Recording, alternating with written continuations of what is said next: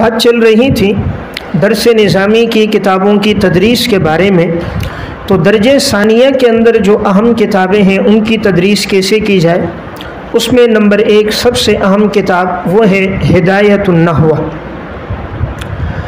हिदायतुन नहवा एक ऐसी बुनियादी और अहम किताब है, अगर कोई तालिब इल्म इसे समझ कर पढ़ ले और उसकी इस्तिलाहात और अमसिला याद कर ले तो उसके नहवा की सारी कमज़ोरी दूर हो जाती है।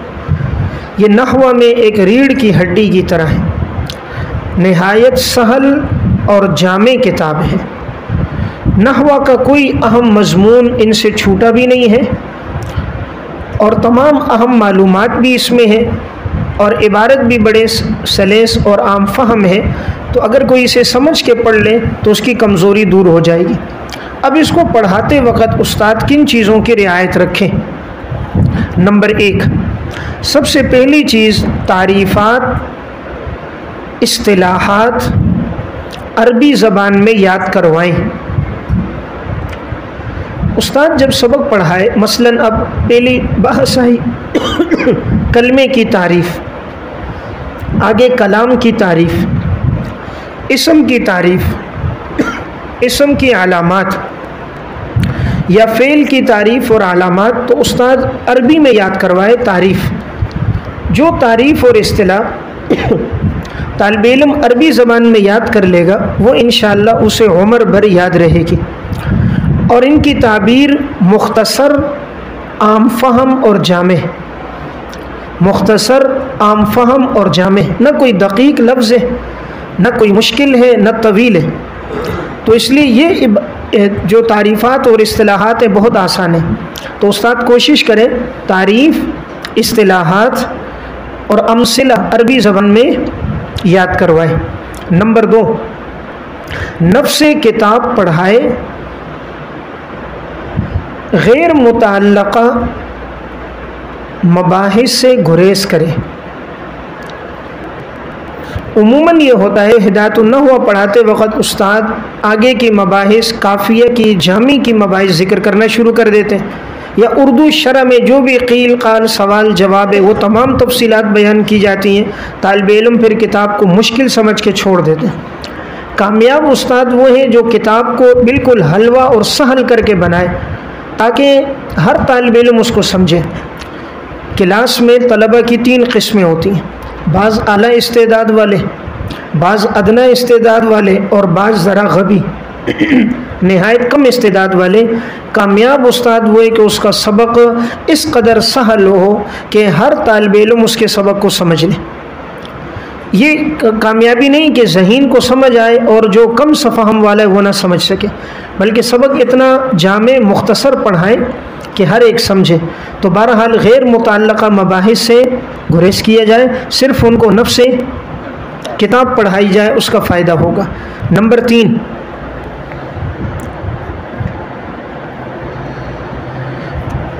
किताब की अमसिला के अलावा ख़ारजी अमसिला भी ज़िक्र करें। मिसालें जितनी ज़्यादा होंगी तालिब इल्म को बात उतनी ज़्यादा समझ में आएगी। हमारे यहाँ देखने में आया है सिर्फ़ एक ही मिसाल पर इक्तिफ़ा होता है, तो वही मिसाल ऊला में आती है, फिर वही सानिया, सालिसा, राबिया, आगे तक वही मिसाल चलती है। तो हम कोशिश इस अमर की करें कि अगर एक मिसाल दी है तो उसके साथ अगर कोई दीगर मिसालें हों उसे भी पेश किया जाए। नंबर 4 हिदायतुन नहवा के क़वाइद आम फहम अंदाज में तलबा के सामने पेश करें। क़वाइद आम फहम अंदाज में तलबा के सामने पेश करें। उमूमन जा बजा वो नहवी क़ायदे बयान करते हैं, तो उन क़वाइद को समझाने के लिए आसान ताबीर इख्तियार करें ताकि वो क़ायदा उनको समझ में आ जाए और वो उन्हें याद रहे। नंबर 5 क़वाइद को समझाने के लिए भी किताबी मिसाल के अलावा ख़ारजी अमसिला दें। बसा औक़ात एक मिसाल से बात नहीं समझ आती, 2 या 3 मिसालें दे दी जाएं तो बात समझना आसान होता है। नंबर 6 इबारत का तर्जुमा आम फहम अंदाज में करें।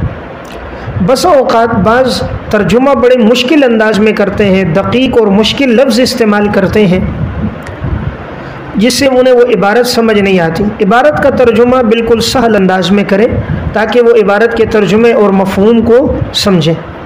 नंबर 6 पहले खुलासा। नंबर 7 पहले खुलासा बयान करें और फिर इबारत पर उसकी तत्बीक करें।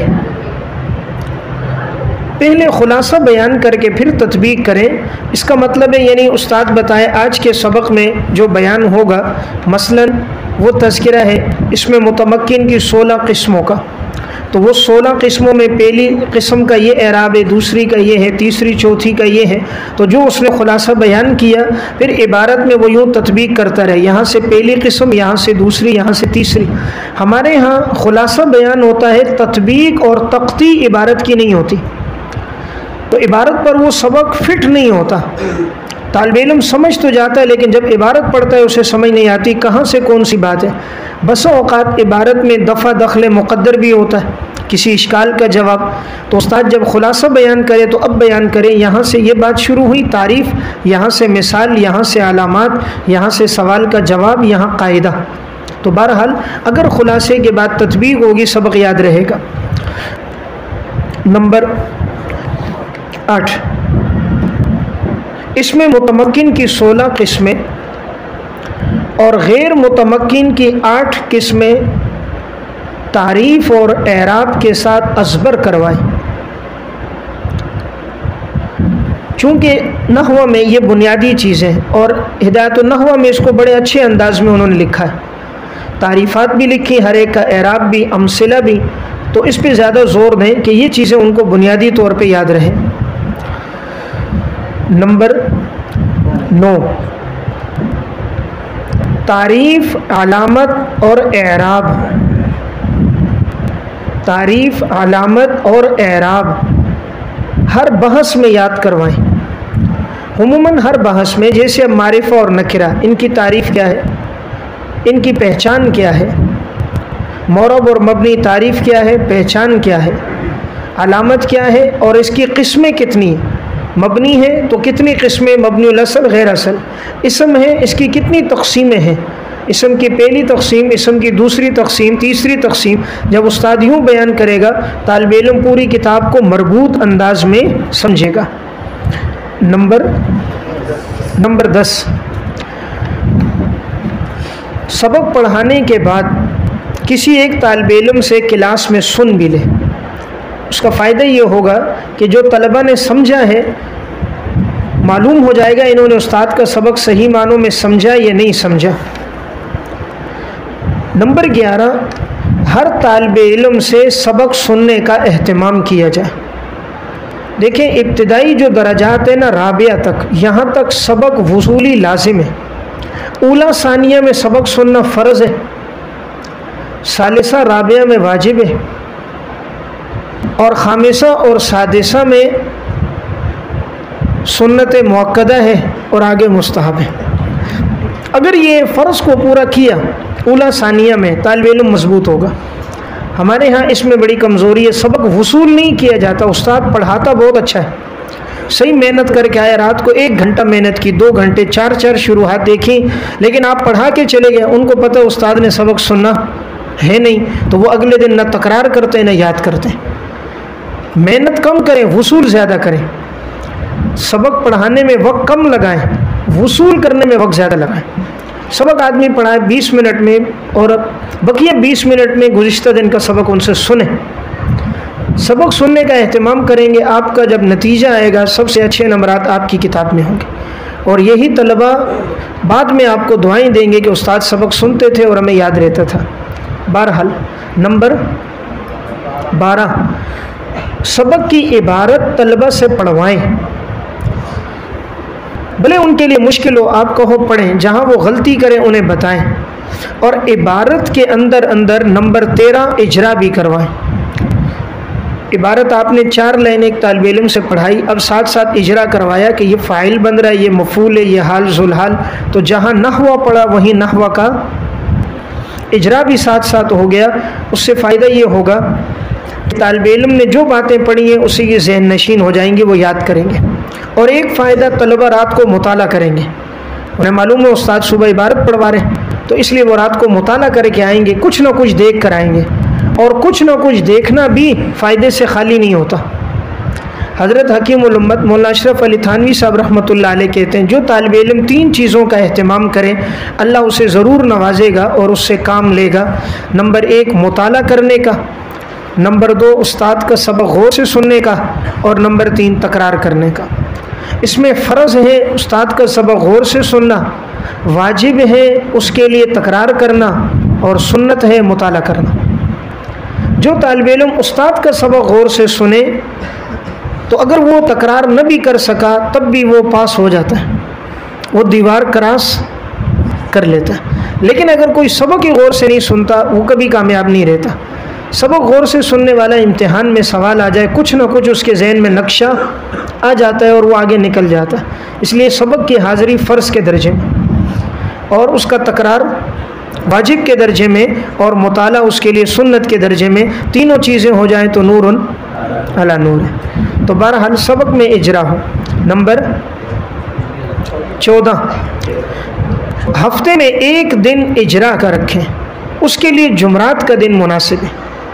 जुमरात के दिन जो मबाहिस पढ़ी हैं कुरान करीम में उसका इजरा करवा दें। और उसके लिए 2 किताबें मैं अर्ज़ कर देता हूँ, ये आप अपने मुताले में रखें, इंशाअल्लाह उसका फ़ायदा होगा। नंबर 1, कुरान करीम के अंदर जितने भी सीगे आए हैं ना, उन तमाम सीगों को उन्होंने हल किया है। उसका नाम है सीगाहाए कुरानिया। सीगाहाए कुरानिया, मौलाना मोहम्मद कासिम साहब, मकतबा इब्न अब्बास मर्दान से तबा। इसमें इन्होंने कुरान करीम के तमाम सीगे लिखे और तरतीब के साथ, सीगा भी, कहीं तालील है वो भी, किस बाब से है वो भी। उसमें आपको इजरा करवाते वक्त आसानी होगी कि आपने मसलन अम्मा से पारे में इजरा करवाएं, क्योंकि वो उसका तर्जुमा भी पढ़ रहे हैं तो उनका इजरा होगा, उन्हें डबल खुशी होगी। तो वहाँ सीगे आप वहाँ देख कर आएँ। और पूरे कुरान की तरकीब बिल्कुल आसान, और हर लफ्ज़ के नीचे एक किताब छपी है, तस्हीलु एराबिल कुरानिल मुबीन। तस्हीलु एराबिल कुरानिल मुबीन, हज़रत मौलाना मुफ्ती रूहुल अमीन साहब, ये मकतबतुर रशाद पिशावर से तब है। गुज़िश्ता साल सफ़र में था तो वहाँ मकतबों में चक्कर लगाया, वहाँ ये किताब मिली तो मैंने ले ली। तो इसमें इन्होंने हर एक के नीचे लिखा हुआ है, मसलन हर लफ्ज़ के नीचे ये लफ्ज़ रब्बिल आलमीन में रब मुज़ाफ़ है, आलमीन मुज़ाफ़ुन इलैह है। आगे मसलन युनफ़िक़ून है, फ़ेल मुज़ारे है, फ़ेल फ़ाइल है, आगे ये मफ़ूल है, ये ज़ुलहाल है, ये हाल है। पूरी तरकीब ज़ंजीरी नहीं है, बल्कि सिर्फ जो लफ्ज़ जो बन रहा है उसका उसी लफ्ज़ के नीचे लिखा हुआ, तो वक्त भी बड़ा कम लगता है और फ़ायदा भी ज़्यादा हो जाता है। तो ये दोनों साथ हो, सीगाहाए कुरानिया, और नंबर 2 तस्हील एराबिल कुरानिल मुबीन, मुफ्ती रूहुल अमीन साहब। बहरहाल इन 2 में आप रात को मुताला करें। मज़ीद ज़ौक़ है तो एराबुल कुरान व बयानुहु दरवेश की, उसमें तो पूरी तरकीब है। या हदाइक़ रौही व रैहान, शेख मोहम्मद अमीन बिन अब्दुल्ला हररी की पूरे कुरान की तरकीब और सीगे हैं। या अल एराबुल मुफ़स्सल लि किताबिल्लाहिल मुरत्तल, पूरे कुरान की तरकीब उसमें तरकीब मौजूद है। तो किसी एक को देख कर आएँ और हफ्ते में एक दिन उसका इजरा करवाएं। उसका ये फ़ायदा होगा, आपने अगर 5-6 आयतें भी इजरा करवा दी, तलबा सबक को समझेंगे भी, आपसे अक़ीदत और मोहब्बत भी रखेंगे, आपकी एक इल्मी धाक भी उनके दिलो दिमाग पर आएगी, और ये आपकी एक इल्मी इज़्ज़त और शोहरत का ज़रिया भी बनेगा। सबसे बड़ा तारुफ़ तलबा कराते हैं। आपको अपने तारुफ़ कराने की ज़रूरत नहीं है, आपका तारुफ़ आपके तलबा कराएंगे, और तलबा में बुनियादी तलबा बड़ा अच्छा तारुफ़ कराते हैं, वो अल्लाह फिर इंसान की इज़्ज़त का ज़रिया बना देता है। तो बहरहाल मैंने पहले साल पढ़ाई थी नहुमीर, और दूसरे साल मेरा जो था वो मेरे पास मिशकात अव्वल थी, तो नहुमीर वालों ने तारुफ़ कराया और दूसरे साल मिशकात अव्वल आई। तो इसलिए बुनियाद जब आप पहले 3 सालों में मेहनत करोगे तो आपकी मेहनत इंशाअल्लाह अल्लाह ज़ाया नहीं करेगा, उसके अच्छे समरात सामने आएंगे। तो मैं अर्ज़ कर रहा था, हिदायतुन नहवा के पढ़ाते वक़्त इन चीज़ों की रियायत हो। उर्दू शुरुआत में अगर आप साथ मुताले में रखना चाहें, पहले तो मशवरा ये आप बुशरा का नुस्खा मुताले में रखें। हिदायतुन नहव में बुशरा का जो नुस्खा इस वक्त तबा है, नहायत उसमें हाशिया भी बड़ा मुफीद है, हल्ले किताब भी है और बैन सुतूर अल्फाज भी लिखे होते हैं और जा बजा उसमें चूँकि तरकीमात भी हुई हैं, उस वजह से मालूम होता है कहाँ जुमला ख़त्म हुआ, अगला जुमला कहाँ से शुरू हुआ। बस औक़ात किसी मुश्किल एराब में उस्ताद को मुश्किल भी पेश नहीं आती, उसके लिए सहूलत होती है, तो ये नुस्खा मुताले में रखें। और अगर कोई उर्दू शरह पढ़नी है, इरशादुन नहवा और सिआयतुन नहवा, ये 2 शरह हैं, मुताले में रख दी जाए, इंशाअल्लाह फ़ायदा होगा। हमेशा कोई भी किताब तदरीस करवाएं, उसको पहले उर्दू शरह में पढ़कर ख़ुद समझें, फिर अरबी शुरुआत और हवाशी का मुताला करें। कोई भी किताब पढ़ानी है, पहले उसको उर्दू शरह में उस इबारत को ख़ुद पढ़कर समझें, उसका मफ़हूम समझें और उसके बाद फिर वो अरबी शुरुआत और हवाशी ज़्यादा से ज़्यादा मुताला करें। उमूमन ये होता है इंसान ख़ुद समझा नहीं होता, अब वो डायरेक्ट अरबी शरह देख रहा है तो जो गलत समझा वो गलत समझा रहा है, तो इसलिए पहले ख़ुद तो समझे, जब ख़ुद उसको शरह सदर होगा, अब जब वो मज़ीद देखेगा उसको हाशिया समझ आएगा। उमूमन शुरुआत हवाशी से माखूज़ होती, इब्तिदाई जो शुरुआत है, आजकल की नहीं, आजकल तो खुलासे। इब्तिदाई जो अकाबिर की शुरुआत आप देखेंगे, देवबंद के उलमा की, नदवा के उलमा की, उमूमन वो सारी हाशिये और शरह से माखूज़ होती हैं, तो उनके पढ़ लेने के बाद फिर हाशिया भी समझ आता है, फिर इंसान वो हाशिया पढ़ लेता है, तलबा को और फ़ायदा होता है। कहते हैं देखें उस्ताद साथ हाशिया भी पढ़ता है, हालांकि वो हाशिया उसने समझा है उर्दू शरह से, लेकिन बहरहाल तलबा पर उसका फ़ायदा रहता है कि उस्ताद ने हाशिये से हमें ये बात बताई, इसलिए कोई भी उर्दू शरह रखें। यहाँ ज़िम्नन एक बात अर्ज़ करूँ, बाज़ उर्दू शरह के बिल्कुल मुखालिफ होते हैं, वो कहते हैं बिल्कुल ना देखो ज़हर कातिल है, और बाज़ बिल्कुल हामी होते हैं नहीं उसी को देखो कुछ ना देखो, ये इफ़रात तफरीत है। एतदाल का रास्ता ये है, कोई भी 1 से 2 उर्दू जामे शरह देख कर किताब को समझा जाए, फिर उस पर इक्तिफ़ा न किया जाए, उसके लिए अरबी शुरुआत 2 से 3 हाशिये देख कर अपने इल्म में निखार उससे पैदा किया जाए। उर्दू शरह वाले बात को सही समझा देते हैं, उसलूब ताबीर खुलासा बता देते, फिर उसके बाद अरबी शरह से आपको नए मज़ामीन नई मालूमात आपको मिलेंगी। अगर आपने बात ही नहीं समझी किस तरह समझाना है, आपका पहला साल आपके लिए मुश्किल होगा। शर वाले बात को अच्छे अंदाज में समझा लेते हैं, तो बहरहाल इफ़रात तफरीत ना हो, बिल्कुल उन पर एतमाद भी ना हो और बिल्कुल उनको नज़रअंदाज भी न किए जाए। एक आध देखने के बाद असल मराजे की तरफ हो तो उम्मीद है इंशाअल्लाह उससे फ़ायदा ज़्यादा होगा। सानिया में चौथा एक अहम मज़मून जो पढ़ाया जाता है वो है अदब, और अदब की जो किताब निसाब का हिस्सा होती है वो है अल-क़िराअतुर राशिदा। इस किताब को पढ़ाते वक़्त दर्ज़ेल चीज़ों का अगर एहतमाम किया जाएगा तो उम्मीद है कि तलबा को फ़ायदा ज़्यादा होगा। नंबर 1, इबारत तलबा से पढ़वाई जाए ताकि तलबा की ज़बान में जहाँ रवानी पैदा होगी वहीं उनकी गलतियों की इस्लाह भी होगी और वो मुताले का एहतमाम भी करेंगे कि सुबह उस्ताद हमसे इबारत सुनेगा तो रात को मुताला करेंगे। इससे इन्हें कई चीज़ें ऐसी होंगी जो उस्ताद के पढ़े बग़ैर भी समझ आ जाएंगी, और अभी से अगर इनका ज़ौक़ बनेगा तो फिर ये दौरे हदीस तक मुताले का एहतमाम करेंगे। नंबर 2, बक़द्रे ज़रूरत इजरा करवाया जाए। अक्सर चूँकि इस किताब में एराब लगे हुए होते हैं तो पढ़ाते वक़्त उस्ताद ये तायीन कर दे कि ये फ़ाइल है, ये मफ़ऊल है, ये तरकीब में हाल है, ये तमीज़ है और ये फ़लाँ सिगा है, तो बैक वक्त तलबा को 2 फ़ायदे होंगे, इबारत भी दुरुस्त होगी और फ़न अदब भी उन्हें आएगा। नंबर 3, जो मज़मून और हिकायत बयान हो रही है उसका पहले ख़ुलासा बयान किया जाए। सबक में जो वो वाक़या बयान करना चाह रहे हैं या जिस मज़मून को समझाना चाह रहे हैं, पहले उस्ताद उसका ख़ुलासा बयान कर दे और फिर उसे पढ़ाए। नंबर 4, इबारत की तख्ती करके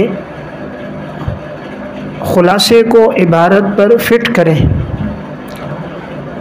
इबारत की तख्ती करके, इसका मतलब है कि इबारत के टुकड़े किए जाएं। यहाँ से यहाँ तक ये बात बयान हुई, यहाँ से यहाँ तक ये बात बयान हुई, यहाँ से यहाँ तक ये बात बयान हुई। इससे तालिब इल्म को सबक सही मानों में समझ आएगा। नंबर 5, नए अल्फाज की निशानदेही की जाए। हर सबक में नए अल्फाज अरबी के आते हैं, निशानदेही की जाए। आज के सबक में ये लफ्ज़ नया आया है और आपने इसको याद करके आना है, ताकि तलबा के इल्म में आ जाए कि आज के सबक में हमने नई ये चीज़ें पढ़ी, और वो इन्हें जब याद करके आएंगे तो साल के आखिर तक उनके पास एक बहुत बड़ा ज़ख़ीरा किताब के हवाले से उन्हें याद हो जाएगा। नंबर 6, हर सबक में चंद नए अल्फाज उन्हें लिखवाएं। मुनासबत के साथ चंद नए अल्फाज भी उन्हें लिखवाएं, ताकि अरबी अदब का ज़ख़ीरा उनके पास जमा होता रहे, लुग़त का एक मवाद भी उनके पास आए, वो सिर्फ़ किताब तक महदूद ना हो, उन्हें फ़न समझ आए। नंबर 7, किताब की अहम ताबीरात उन्हें हिफ्ज़ करवाएं। किताब के अंदर जा बजा बड़ी मुख्तसर और जामे ताबीरात होती हैं, जवामिउल कलिम कलिमात होते हैं, हदीस के इरशादात होते हैं, सलफ़ के अक़वाल आते हैं। तो ऐसी जो ताबीरात हों उन्हें कहा जाए कि इसे ज़बानी याद कर दो। तो ये ताबीरात बड़ी अहम होती हैं, उनकी ज़िंदगी में भी अहम होंगी और आइंदा वो कहीं बयान करेंगे तब भी उन्हें फ़ायदा होगा। नंबर 8, नए अल्फाज को मुख्तलिफ़ मुहावरात में इस्तेमाल करें। जो नए अल्फाज का इंतखाब हुआ है उनको मुख्तलिफ़ मुहावरों में, मुख्तलिफ़ जुमलों में उन्हें इस्तेमाल करें, ताकि उन्हें इस्तेमाल का तरीका आ जाए। नंबर 9,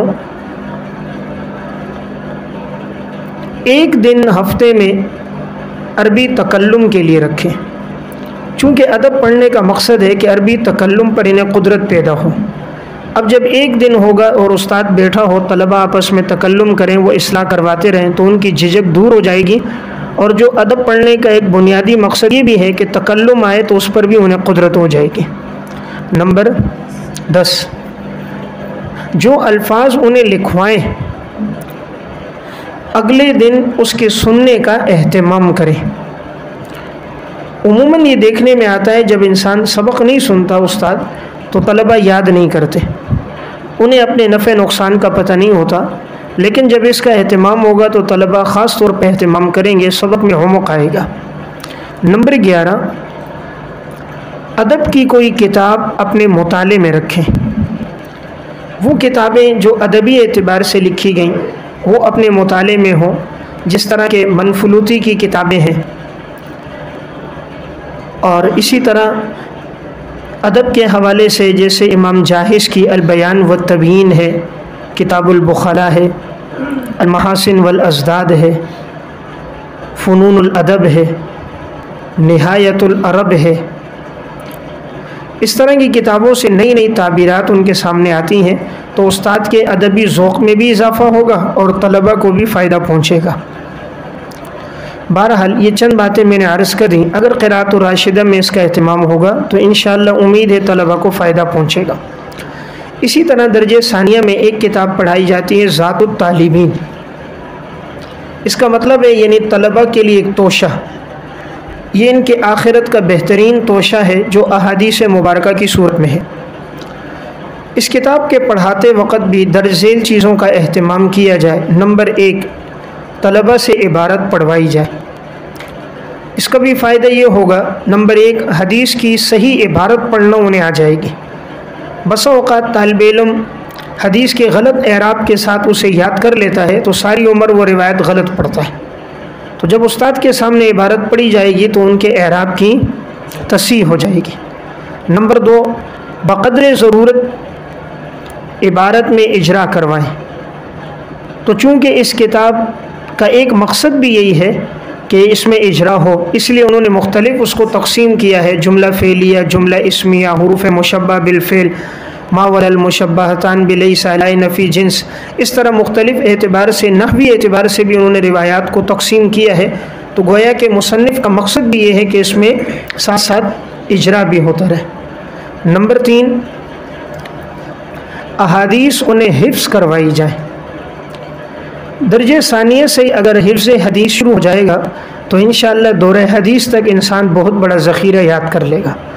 हम तर्जुमा पढ़ लेते हैं, मबाहिस याद कर लेते हैं, बस औक़ात फ़ुक़हा के मज़ाहिब और दलाइल भी हमें अज़बर होते हैं, लेकिन मरफ़ू रिवायत पैगम्बर का इरशाद में याद नहीं होता।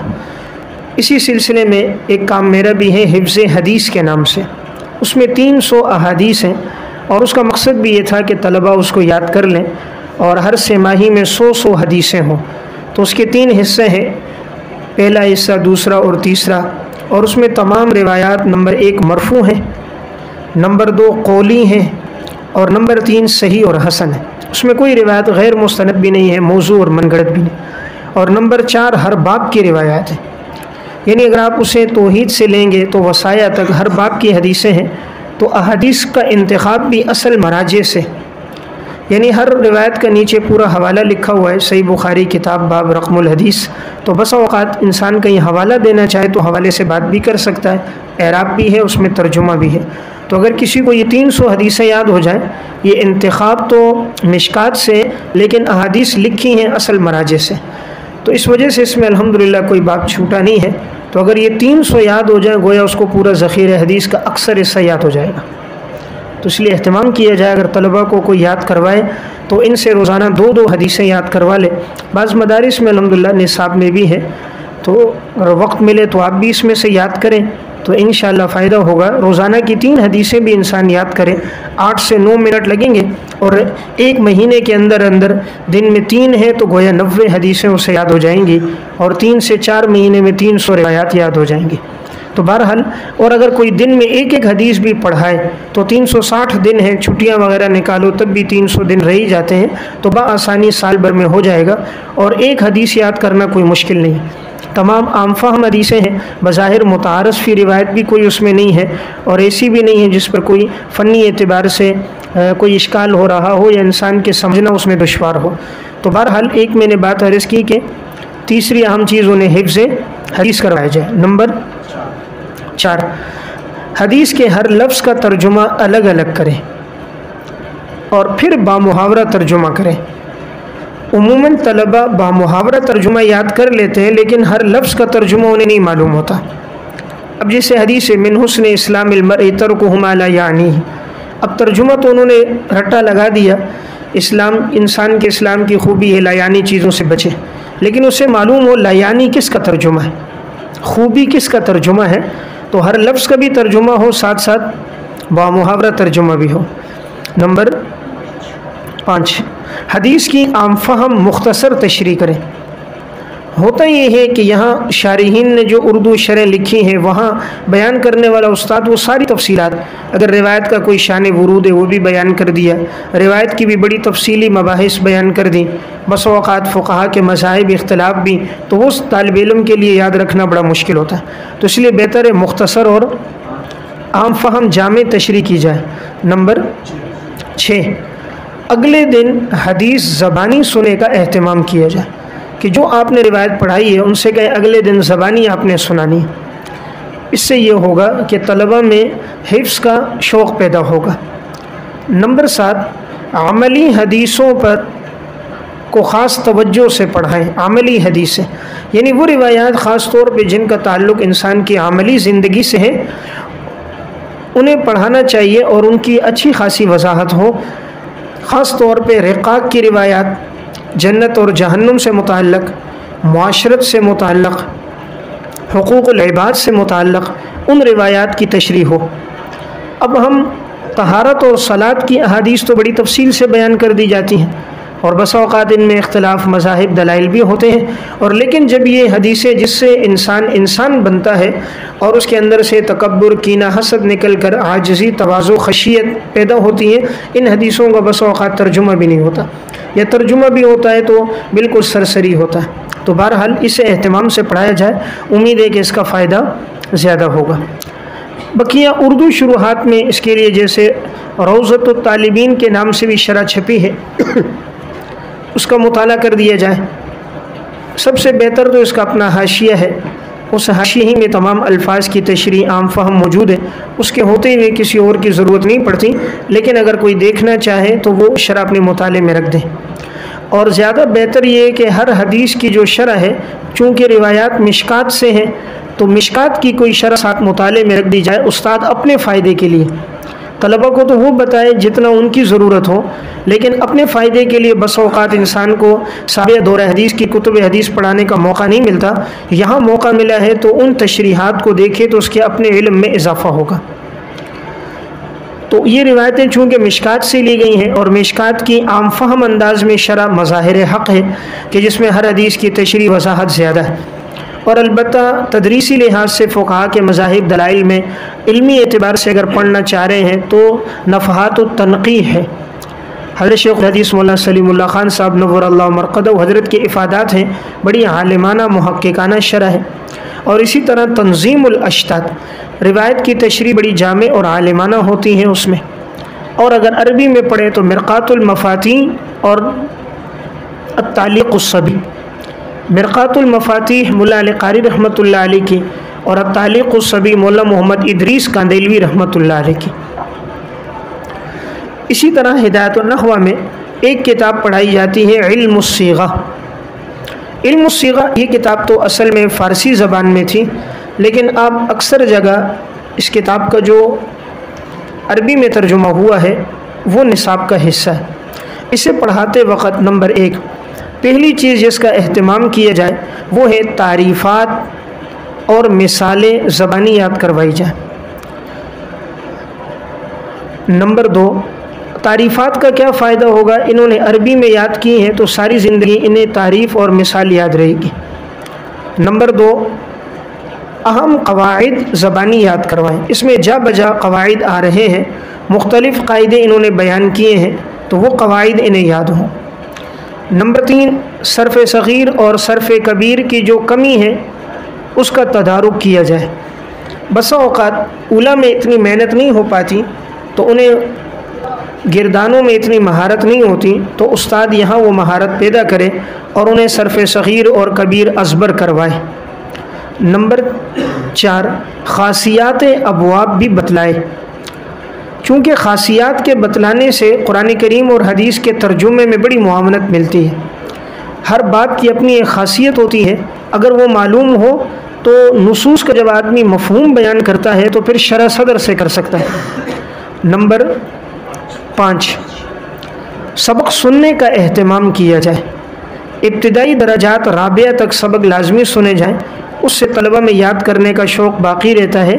चूँकि उन्हें नफ़ा नुकसान का नहीं पता इसलिए अक्सर अपना वक्त ज़ाया कर देते हैं।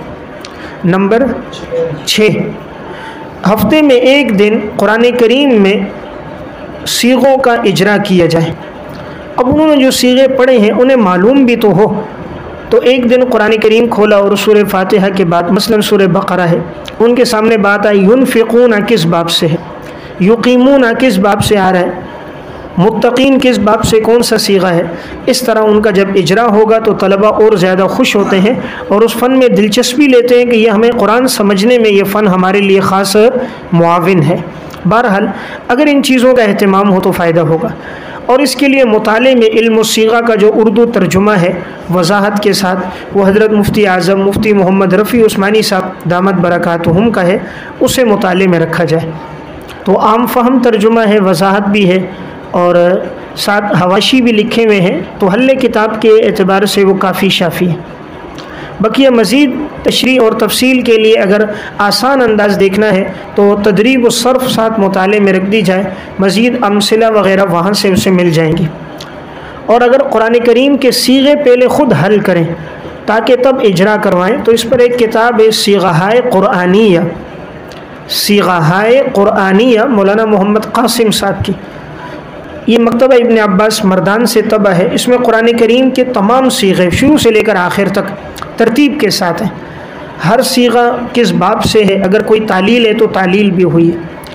या दूसरी किताब मुताले में रखें मुंतखब लुगातुल कुरान, 2 जिल्दों में है मुंतखब लुगातुल कुरान, तो उसमें भी पूरे कुरान में तरतीब के साथ बकरा से नास तक हर सीगा उसका तर्जुमा और वजाहत है।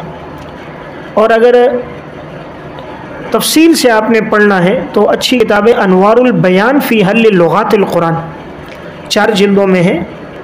अनवारुल कुरान फ़ी हल अनवारुल बयान फ़ी हल लुगातिल कुरान, ये मकतबा सैयद अहमद शहीद से तबा है। इसमें हर सीगे की पर उन्होंने गुफ्तगू की है और तालील भी बयान की है, माज़ूफ़ इबारतों की निशानदेही भी की है, तशरीह भी की है। बहरहाल ये मैंने बात अर्ज़ कर दी कि सीगों को जब उस्ताद ख़ुद समझेगा तो फिर वो शरह सदर से पढ़ा सकेगा। अब मसलन सीगा है अनुलज़िमुकुमूहा, अनुलज़िमुकुमूहा। अब कोई पूछ ले उस्ताद जी ये कौन सा सीगा किस बाब से, तो उस्ताद को ख़ुद एक ऐसा मर्जा हो जहाँ वो पहले मुताला करके आए ताकि वो शरह सदर के साथ पढ़ा सके। तो ये चंद मैंने किताबें अर्ज़ कर दी, अगर इसके मुताले के बाद इजरा होगा तो इंशाअल्लाह उम्मीद फ़ायदा होगा। और कोई किताब है सानिया में, ये है मेरे ख्याल से तफसीर है।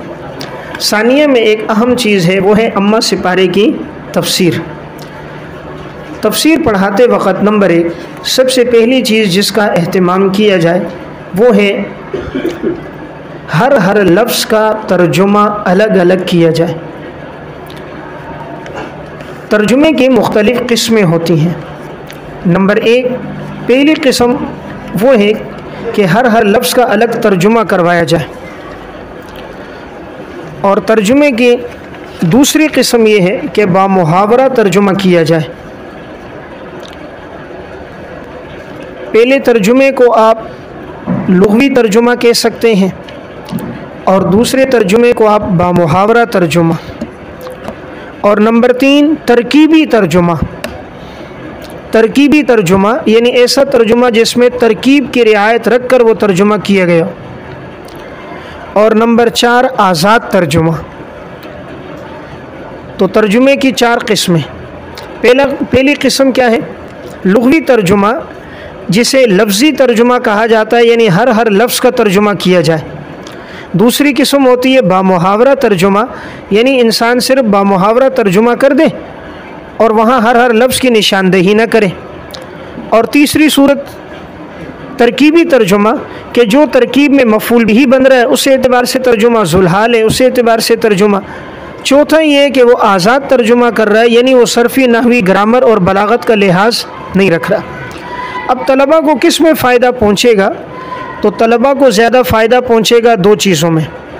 नंबर 1 लफ्ज़ी तर्जुमा और नंबर 2 तरकीबी तर्जुमा। उसके बाद तीसरे नंबर पे बामुहावरा तर्जुमा। हमारे यहाँ उलट ये होती है कि या तो बामुहावरा तर्जुमा होता है तरकीबी नहीं होता, या तरकीबी होता है तो लफ्ज़ी नहीं होता। अब हमें किस किताब को पढ़ने से फ़ायदा हासिल होगा? नंबर 1 लफ्ज़ी तर्जुमे के लिए सबसे पहला तर्जुमा तो है हज़रत शाह रफ़ीउद्दीन साहब रहमतुल्लाह अलैह का। हज़रत शाह रफ़ीउद्दीन साहब रहमतुल्लाह अलैह का तहत लफ्ज़ तर्जुमा। यह हज़रत शाह वलीउल्लाह रहमहुल्लाह के साहबज़ादे, एक तो हज़रत शाह अब्दुल क़ादिर साहब का तर्जुमा है मौज़िहुल कुरान के नाम से, और दूसरा ये इनका तर्जुमा है शाह रफ़ीउद्दीन साहब रहमतुल्लाह अलैह का। तीसरा तहत लफ्ज़ तर्जुमा है आसान तर्जुमे के नाम से डिप्टी नज़ीर अहमद साहब का।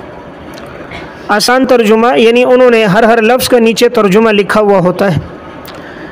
और तीसरा लफ्ज़ी तर्जुमा आपको मिलेगा जो सबसे ज़्यादा आपके लिए मुफीद है, वो है मानीउल कुरान। मानीउल कुरान ये डॉक्टर सलाहुद्दीन यूसुफ़ और मौलाना अब्दुल जब्बार साहब,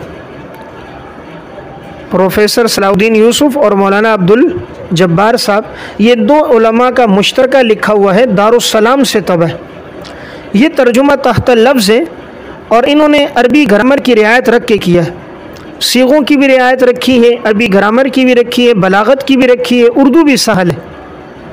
इस एतबार से अगर ये तर्जुमा मुताले में हो तो इंशाअल्लाह फ़ायदा होगा। ये लफ्ज़ी तर्जुमे के एतबार से मैंने अर्ज़ किया। नंबर 2 अगर कोई पढ़ना चाहे बामुहावरा तर्जुमा, उस एतबार से बामुहावरा भी हो, आलिमाना भी हो, तो बयानुल कुरान। बयानुल कुरान का अंदाज़ बामुहावरा तर्जुमे का है और जा बजा कौसैन में तशरीह उन्होंने की है वजाहत की है, आलिमाना तर्जुमा है। और नंबर तीसरा, अगर कोई तर्जुमा रखना चाहे तरकीबी लिहाज से कि उसे फ़ायदा ज़्यादा हो, तरकीबी अगर उस नौइयत पे वो चल के तर्जुमा कर रहा है, तो उसमें मौलाना सरफराज ख़ान सफदर साहब रहमतुल्लाह अलैह हज़रत की जो तफसीर छपी हुई है उसमें जो आयात की वजाहत होती है वो तकरीबन तरकीबी लिहाज से होती है। अगरचे वो आम फ़हम है, अवामुन्नास में है, लेकिन वो मुफीद है। हज़रत की दो है, एक है फ़वाइद सफदरिया, जो दौरा तफसीर जब पढ़ाते थे तो वो मवाद उर्दू में शाया, तो वो बड़ा मुख्तसर और जामे है फ़वाइद सफदरिया। और जो अवाम में दर्स दिया वो ज़ख़ीरतुल जनान के नाम से वो अलग है। तो वो तर्जुमा तरकीबी लिहाज से फ़ायदा देता है और जा बजा उसमें वजाहतें होती हैं तो मफ़हूम जल्द समझ में आता है। और अगर कोई कुरान करीम में साथ अरबी इबारात भी पढ़ना चाहे, अरबी इबारात, इक़्तिबासात, तो जवाहिरुल कुरान और तफसीर माजदी, जवाहिरुल कुरान और तफसीर माजदी, इनमें इक़्तिबासात बहुत हैं, अरबी इबारात हैं, कम वक्त में ज़्यादा इल्म आ जाता है, मालूमात उसके सामने ज़्यादा आ जाती हैं। बहरहाल तो मैं अर्ज़ कर रहा था, यहाँ सबसे पहली चीज़ है कि तलबा के सामने लफ्ज़ी तर्जुमा करवाया जाए। नंबर 2, नहवा और सर्फ़ का इजरा करवाया जाए। मसलन अम्मा यतसाअलून, अब अम्मा असल में अन और मा है, यतसाअलून अब ये बाब तफ़ाउल से है, फ़ेल मुज़ारे है, जमा मुज़क्कर गायब है, तो सीगों का भी तज़किरा हो और साथ साथ तरकीब का भी तज़किरा हो। सीगों में फ़ायदा मिलेगा वही जो मैंने किताब अर्ज़ की, मुंतखब लुगातुल कुरान। मुंतखब लुगातुल कुरान में हर सीगे को हल किया गया है। और इसी तरह सीग़ाए क़ुरआनिया, सीग़ाए क़ुरआनिया, तमाम सीगे इसमें हल हैं कुरान के। और यह नंबर 3, अनवारुल बयान फ़ी हल लुगातिल कुरान, इन तीनों से उसके सीगे हल हो जाएंगे। और अगर तरकीब को हल करना चाह रहा है तो एक किताब है एराबुल कुरान व बयानुहु, मोहिउद्दीन दरवेश की, 9 जिल्दों में तबा है, पूरे कुरान की इसमें तरकीब है। तो इंसान आखिरी जिल्द अपने मुताले में रखे, तरकीब उसे वहाँ से समझ आएगी। यह नंबर 2, हदाइक़ुर रौही व रैहान, शेख मोहम्मद अमीन बिन अब्दुल्ला हररी, पूरे कुरान की तरकीब है। हदाइक़ुर रौही व रैहान, शेख मोहम्मद अमीन बिन अब्दुल्ला हररी। और यह नंबर 3, अल-एराबुल मुफ़स्सल लिकिताबिल्लाहिल मुरत्तल, अल-एराबुल मुफ़स्सल लिकिताबिल्लाहिल मुरत्तल।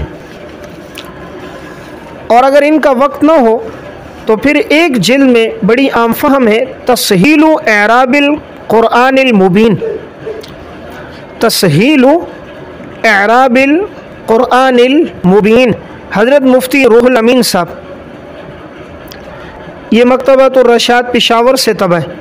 इसमें इन्होंने किया, हर लफ्ज़ के नीचे लिखा है ये फ़ाइल है, ये मफ़ूल है, ये हाल है, ये तमीज़ है, ये ज़ुलहाल है, ये मफ़ूल लहू है। तो बहुत आसान अंदाज़ है और बड़ी जल्द बात समझ आ जाती है, वक्त भी कम लगता है।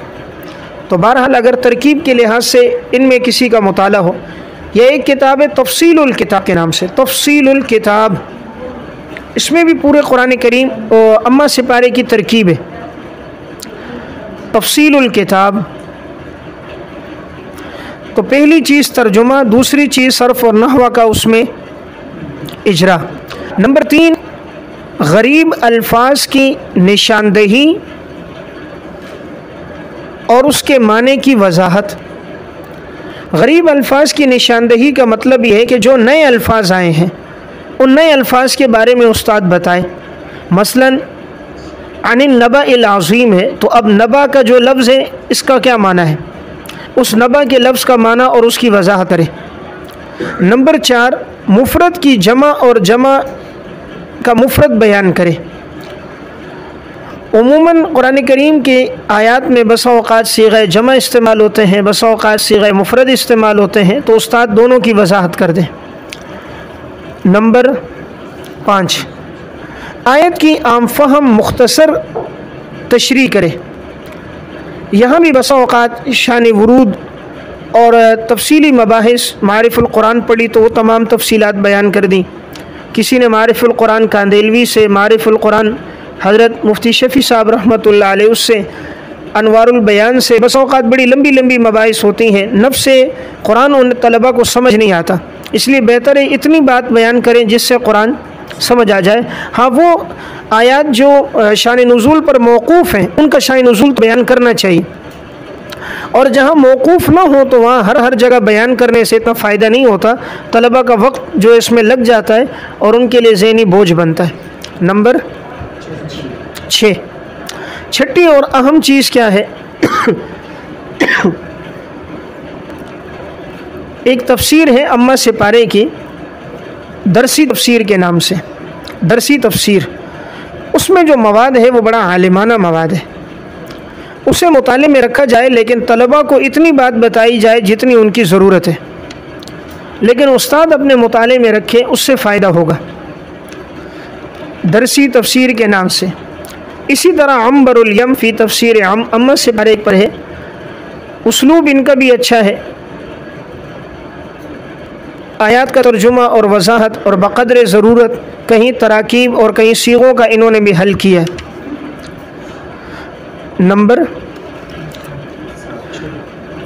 नंबर 7, सबक सुनने का एहतमाम किया जाए, और सुनते वक़्त सिर्फ़ लफ्ज़ी तर्जुमा और बक़द्र वजाहत, उमूमन सबक नहीं सुना जाता, इस वजह से तलबा को तर्जुमा नहीं आता।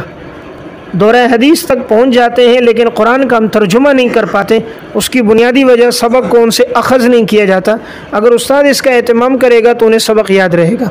तो बहरहाल अगर ये चंद चीज़ें अम्मा से पारा पढ़ाते वक़्त ये साथ रखी जाएँ तो उम्मीद है इंशाअल्लाह इसका फ़ायदा होगा। अब है फ़वाइद मक्किया। इस किताब में इस्तिलाहात ज़बानी याद करवाई जाए, और नंबर 2, हफ्ते में एक दिन मश्क करवाई जाए, चूँकि तजवीद का जो मकसद है वो है मश्क। अब हमें कवाइद तो याद होते हैं कि हुरूफ हल्की इतने, और लेकिन जब उसे हलक से अदा करने की बारी आती है तो अदा नहीं कर सकते। मालूम तो है हुरूफ कलकला फ़लाँ फ़लाँ है, ये मालूम है हुरूफ शिद्दत फ़लाँ है, रिख्वा फ़लाँ है, लेकिन अमली एतबार से उनकी अदायगी में कमी होती है, तो उसकी बुनियादी वजह मश्क नहीं होती। अव्वल तो ये किताब उसे दी जाए जो अच्छा कारी हो। बड़े अफसोस की बात है हमारे यहाँ सर्फ़ ना हुआ, तफसीर में सर्फ़ ना हुआ में, और तजवीद में, इन तीनों फ़नून में रियायत नहीं रखी जाती। तफसीर भी उसे दे दी जाती है जिसका इतना मुताले का शौक़ नहीं होता, जो मदरसे में सबसे ज़्यादा कमज़ोर होता है उसे तफसीर दे दी जाती। और नंबर 2, सर्फ़ नहवा का फ़न भी उसे दिया जाता है कि जिसकी इस फ़न के साथ मुनासबत नहीं होती। बाज़ असातिज़ा की मुनासबत मंतिक के साथ है, बाज़ की उसूल फ़िक़्ह के साथ है, तो उनकी मुनासबत नहीं होती, इसलिए मुनासबत वाले को दी जाए। और तीसरा, तजवीद के उस्ताद को ये किताब दी जाए। ऊला में भी जमालुल कुरान है, और यहाँ भी अगर फ़वाइद मक्किया है, इसी तरह जज़रिया है। तजवीद वाला उस्ताद जब पढ़ाएगा वो मश्क ज़्यादा करवाएगा, और वो उस फ़न का चूँकि माहिर होगा, उसने ज़िंदगी लगाई होगी, तो तलबा पे मेहनत कराएगा। उमूमन देखा गया उलमा मेहनत नहीं करवाते तजवीद में, कुर्रा मेहनत करवाते, जो मुजव्विद होते हैं ना वो मेहनत करवाते हैं। उलमा सिर्फ किताब याद करवा देते हैं, किताब तो असबर हो जाती है, लेकिन अमली ज़िंदगी में उससे इतना फ़ायदा नहीं होता। तो बहरहाल अगर ये कुर्रा के पास हो ये किताब, और यह ऐसा आलिम जो साथ कारी भी हो तो फ़ायदा ज़्यादा होगा।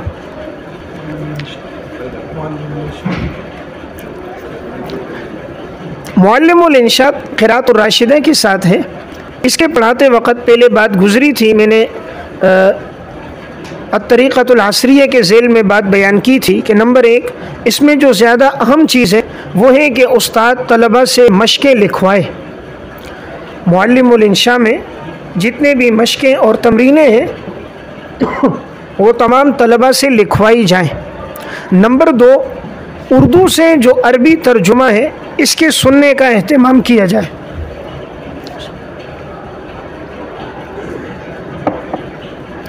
उर्दू से अरबी तर्जुमे के सुनने का एहतमाम किया जाए। तलबा उमूमन अरबी से उर्दू तो सुना लेते हैं, लेकिन उर्दू से अरबी नहीं सुना पाते, इसमें एहतमाम ज़्यादा हो। नंबर 3, यहाँ भी नए अल्फाज की निशानदेही हो और हर सबक में मज़ीद नए अल्फाज का इजाफ़ा किया जाए। जो नए अल्फाज आए उनकी निशानदेही और मज़ीद नए अल्फाज का इजाफ़ा। नंबर 4, हफ्ते में एक दिन अरबी तकल्लुम के लिए हो, ताकि जो अदब पढ़ने का मकसद है वो उन्हें हासिल हो जाए। और नंबर 5, अहम ताबीरात और जुमले उन्हें हिफ्ज़ करवाए जाएँ। इसमें बड़े अच्छे अच्छे जुमले आते हैं किताब में, तमरीनों में, तो ऐसे नादिर जुमले अभी से अगर ये याद करेंगे तो सारी उम्र वो जुमले इन्हें याद रहें।